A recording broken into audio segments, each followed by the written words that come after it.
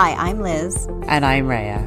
Welcome to Karma's My Bitch, a podcast about sex, love, magic, desire, purpose, bliss, and how life isn't simply the stories we tell ourselves. In a very recent season, we identified that when we have 25 episodes, 5 of those episodes are somehow pivotal episodes. This is the first one. I thought that they were extra episodes. They're extra. They're extra, but these will be pivotal. As in, somehow they're laying the groundwork for something. I'm not clear about what, because it's not like I necessarily went back and looked at the 5 and thought, oh, okay, let me see. But this is the first one. So just in summary, when we talk about perfection, we aren't really saying, in the statement, I am perfect. It's not everything about me is flawless. It's really that we are aiming for wholeness. So it's through that wholeness or that whole picture that we recognize our divinity and our full divine expression. And thus we see our perfection that way. Because it's, as you've said before, it's like the perfectly imperfect. The things that are perfect for you and your fate. There isn't a good and a bad and a flawed and a flawless and any of that. It's just who I am is perfectly me for me. Yeah. Right? Yeah. But you have to, and that's what the wholeness is. But to do that, you have to go through your karmic undoing process, which is super ugly. You have to settle the ego, even uglier. And you have to go through hell, really ugly. And many episodes, I'm not going to go into any of those things, but you become humbled through it all. Even if we're finished with karma, we've burned out our fear. The ego is really the hardest thing, as we've acknowledged, and God knows where, everywhere. That settling the ego is often the most difficult bit, because we need to still believe we're good enough. I mean, our karmic story is what tells us we're not good enough or God enough. And our ego really keeps us propped up. So even once we've gone through our karmic story, the ego takes the longest, as you've seen, yourself or other people. Because if without it, we're like, well, what's left? There are a lot of people who will hold on to their ego, just white knuckle it, because they really cannot imagine life without it. It keeps them that identity, right? It's the identity. It's what they perceive as purpose. Mm-hmm. It's what they perceive as purpose, but also, as we've discussed, which is why the family unit came before. It's because we have so much that has fed that identity from the notion of family, but also family feeds that sense of purpose and feeds that sense of this is why I'm here. That we have to see that go, because we really have to be able to hold this idea of who am I after? And the ego does not want to have to answer it. We it wants to just be satisfied, like, okay, you've done enough, like you're good enough now, like let's move on, now you're like super spiritual and you can do a retreat once a year and come back to yourself, but let's just keep plowing through. Because actually for me, I don't know if this, and I know that we've kind of moved past this a lot in many ways, but when I was dealing with the last bits of my ego and when I was dealing with a lot of my learning points after my karma, I always try to look at what was being reflected back to me, right? There's that whole story of if you accuse someone or something, listen to the words, because what does that apply to you and all that kind of stuff. And I felt that was actually very humbling, because it allowed me to see myself in a different way. Whereas the people, when you're coming out of your ego, it's still, of course I can understand, but they're still wrong. And there is a bit of a difference there. Yes. You know what I mean? There is a bit of a difference there. And your purpose isn't defined by the ego, because as we've discussed many episodes, your purpose is just as fluid as you are. It's what keeps us grounded. And so the ego will attach, like you said, it's kind of your identity, but it's really so much that the ego will then use your purpose to attach significant, so that it won't go away either. I always find it so strange when people ask me what I do. I don't have one word that describes my purpose, because I do lots of different things. Yeah. Right? Yeah. But I appreciate that it took me a really long time to get there and to get into that flow and get into my fate. And I was so used to kind of stopping and starting everything. Things would get going and then they'd pause, and then I think they'd gone away forever. And then they'd get going again, and then again they'd pause, and I'd think, oh my God, it's all crumbling down around me. And so it's very easy to then hold on to stuff. But I found that when I kind of really got into my purpose, got into the flow of everything that I was doing, my life expanded, my power got stronger, and I found that there was always, I could still want more. And I remember being really surprised once you and we were doing the questions and answers in our journal ourselves, because like everything else, we do it ourselves. Yeah. And one of the answers to one of the questions, I said something that I wasn't doing, and it had nothing to do with relationships or anything else. And I was like, oh, I guess I'm ready for more. And it was an entirely different aspect of my being, as it were. And I remember, and we discuss a lot how it's slow and then fast, right? So I'll think of something, I'll forgot I've thought about it, I'll come back to it, I'll forgot I thought about it, and then one day it's like all of a sudden I'm doing it, and it's all like moving forward, right, very quickly.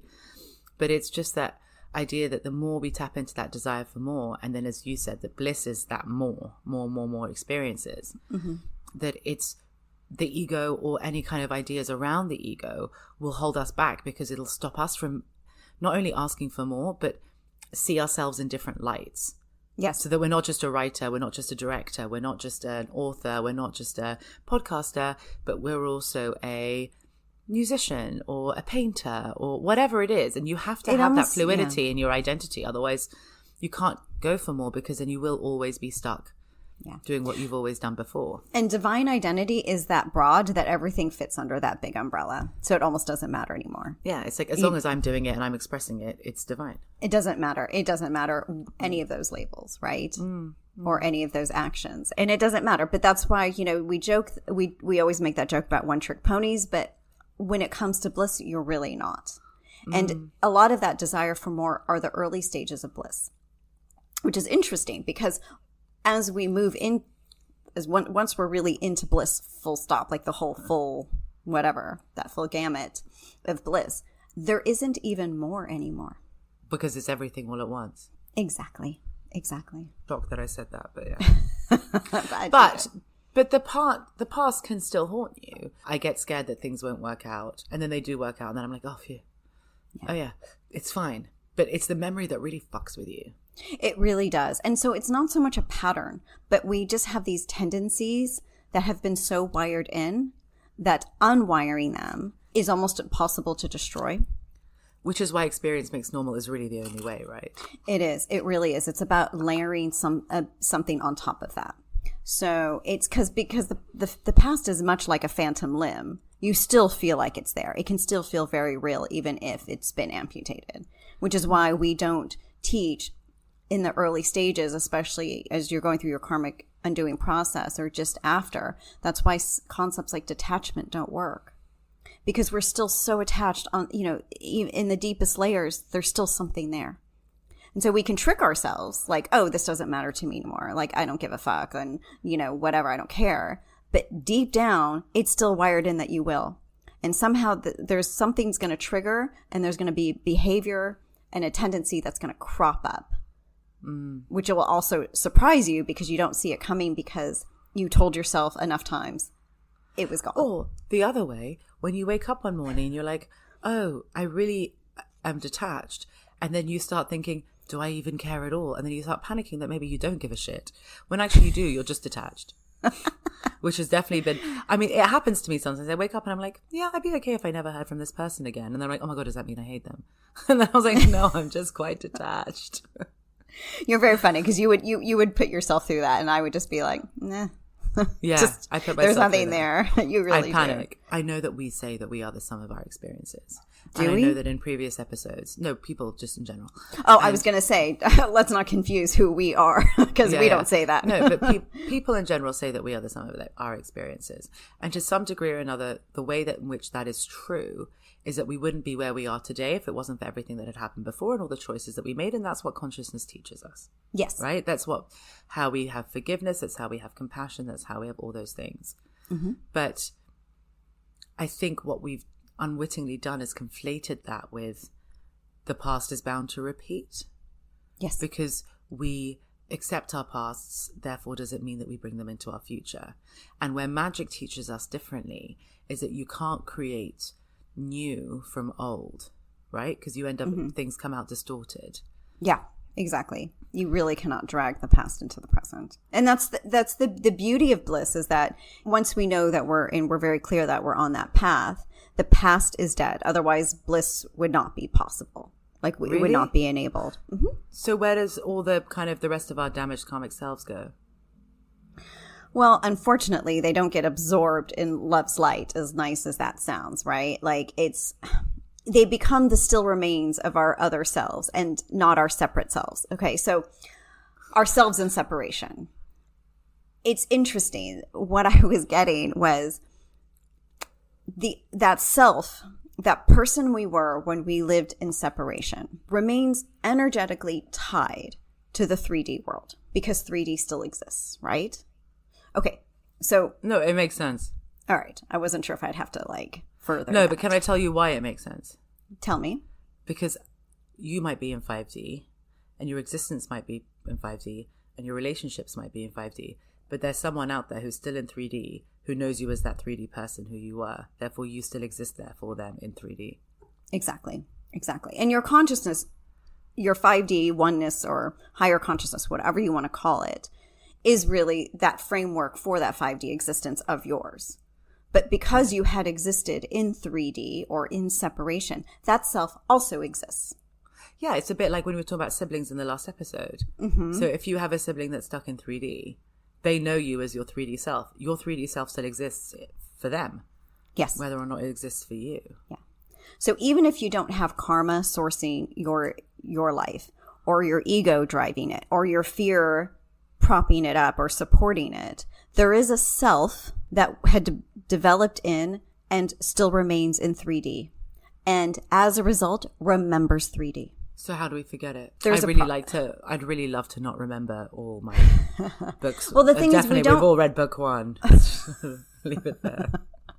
I mean, I kind of feel like book 2 is the one I'm like, But also, because there is something, and I don't know if any of our readers noticed, but the last chapter in book 3, the end of the comic series, had the same name as the first chapter in book 1, the start of the comic series. Yeah, my last chapter and my first chapter were love stories. You said the last chapter of the book, and I was like, but mine. I wrote the last chapter, so I don't mine. think so.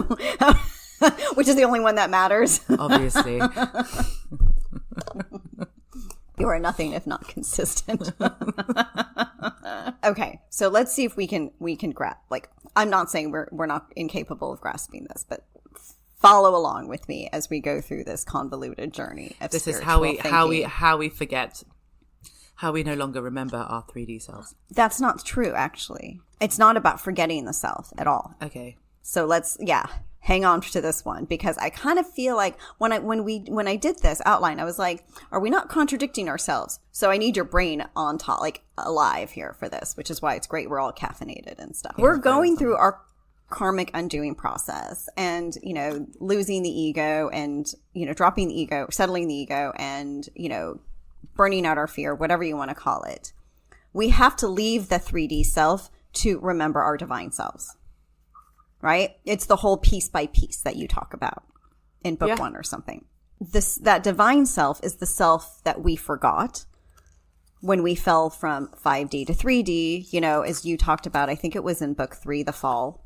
Mm-hmm. When we go from that sense of perfection to the I'm nothing, I am not good enough because of the separation in the fall. So that divine self was the self, that part of us that held our true power and the knowledge and all the building blocks that we require for higher consciousness. We had to bring all that back, put it into our purpose, right? Exercise it so we can put it into our purpose and thus reach happiness, right? Which happiness is written to our fate. So it becomes a given once we go through all these processes. Now, bliss and happy diverge. Again, here's the divergence bit, because of our power. So if we really do seek that ultimate divine power that is a part of bliss, bliss is going to bring us back to that old 3D self. Because within that 3D self, despite its poor memory of its power, there was a core motivation within that 3D self that is essential to bliss. There is a part of ourselves in 3D that has a massive and important survival mechanism. That no matter what I've gone through, no matter what I do, no matter what has befallen me, there's a part of me that persists. I'm still here. That's our survival mechanism in separation, which in bliss, it's fullness. It's the I am fully alive all the time. If I think about myself in separation, right, and in my karmic story, I was very relational, right? I cared about, I wanted to be in love. I wanted to have great relationships. I wanted to be everywhere and do everything and have all these experiences. And I wanted to have great relationships. When I got into happy, I was like, I'm fine by myself. I'm good. You know, like I'm just going to write my books. I'm going to be with who I want to be. And I'm pretty detached about life. So I don't have that much skin in the game ever. But that doesn't really give you the fullness of relationships in some ways as well. Because you're so okay being by yourself that you don't have any skin in the game. And it is a bit like what I said earlier about when you wake up in the morning, you're like, wait a second, I'm so detached, I don't even care about this person anymore. Caring about people is actually really important to me. Yeah. So to go back and get the piece of me that wanted relationships, wanted to wake up next to someone, wanted to connect to people fully, wanted to have great relationships with my family and my friends, allows for that. Because otherwise I'm like, yeah, this isn't working right now, I'm out. And I then miss out on all these things. Yeah. I mean, I think that's what you mean? Not quite, but you're close. You're very, very close because you took the step that was more your karmic story bit. Okay. But it's actually even simpler than that, which is I recognize the potential for all of these things, and that's going to keep me going. Yeah, but I still do that today, to be fair. Oh, I didn't for a while. I was like, oh no, I'm outie. This is too much hard work. Everything that was, so like mini hope, right? When it came to one of the pillars of trust, which was the expression of our heart's desires. And you think about how desire really and love are essential components to magic, and how all these key elements all kind of end up getting woven together bigger and bigger the more powerful we become to become this. So it's not so much of like, I'm just going to get through the day because I know tomorrow could be better or should be better or whatever. It's the like, I am so fully alive. I am in this. Like you said, I have skin in the game. Yeah. And that's massive. That is massive. And I can understand why this is such a critical, I wouldn't say critical, but this is why this is one of the 5. Yeah, I guess it's a difference because once you're in happy, you don't really have any skin in the game anymore because you're happy. Yeah. But you're like, whatever. But I guess when you have skin in the game, you have force. And if you have force, that's when things you can make things happen rather than just allowing them to unfold. Precisely. I mean, the will is critical here as well. Yeah. So all those things that we discussed that were key and critical elements to magic then become expanded out. Yes. Which is why magic, while it can be skipped over, is still really important. Because it's the decisiveness, it's the clarity, it's the will, it's the understanding of your divinity, it's it's all the things. It's all the things. It's the everything. But, returning to that self is very strange. It can be very disorienting for some. When you have skin in the game, the stakes feel higher. It can be, but it's also just because, you go through your karmic undoing process and you're processing everything. Think about it, like the amount of time. I mean, you have hours and hours of episodes processing, along with all the other times you processed your experience, and you were analyzing and you were letting go, and then you were integrating and you were remembering, and, you heal, you transcend. Like there's just so much to it, through all of our karmic series, that then to go back, to return to the self, to get that essential component, it can be a bit bizarre. So how do you do it? How do you go back and get that essential component? It will be a lot more organic and natural than it sounds right now. Because as we're trying to put words to it, it almost makes it sound like you reach an intersection and then you have to U-turn. But you're not necessarily U-turning. You're at an intersection. You're just going to kind of, it's not a full pause moment, but you're just going to kind of like take some space. You're going to sit in that space. And again, because we still have that wiring in us, because we can't let go of everything, we can't detach from everything. We've just layered upon it and, divested ourselves of all the noise that might have blocked all that. We just go back in when you're in that space and it will come out. It's true though, actually, because it's that bit when you're like driving along the street. I don't know what I'm driving in this idea, but I am. Or you're in the shower or you're doing whatever you want. You're like, oh, that person at 21 who said that, she wasn't wrong. Cool. No. And that's it. It's that. Yes, exactly. It's I've divested like all those layers of bullshit that I had layered, all those belief systems. That's all the stuff that we did have to let go of. That's all the stuff we had to burn out. But it still leaves the other bits that the wanting bit, the clear bit. I mean, you think about how much clarity you had when you were younger. She wasn't wrong. The person you were when you were younger wasn't wrong. May not have had context for it all. No. Might have been carrying collective karma. Might have been influenced by the family. There's just all this stuff that we're dealing with all the time. But that also, we kind of just thought about going back to being like, oh wait, like what I wanted wasn't the issue at all. So now I can get it. Why didn't I just go get it? Yeah, and that's why it's essential to block out some of the noise and the ideas and the rules and stuff, because we really are rarely ever wrong when we're younger and we have the clarity for what we want, what we desire. Yeah. How we achieve it in this world might be a bit different because we have to contend with everyone else and all the systems in place. But also that's why the ego is so important to be settled, because we have to allow it to be what suits us to be without the rules, without everything else, rather than trying to push it into a box, because that's the bit that won't work. Right, because the ego assumes that there is only a set number of paths to achieve what we want to achieve. Which is just because it has internalized the social message, right? Which is you go to school, you do this, you do that, whatever, right? And that's, again, why we see the family unit also crumbling and changing and why that came just before this. Because we have to allow those units, because those are all, how many of us are born into families with expectations? We cannot help but be influenced by our parents or their karma or their conditioning.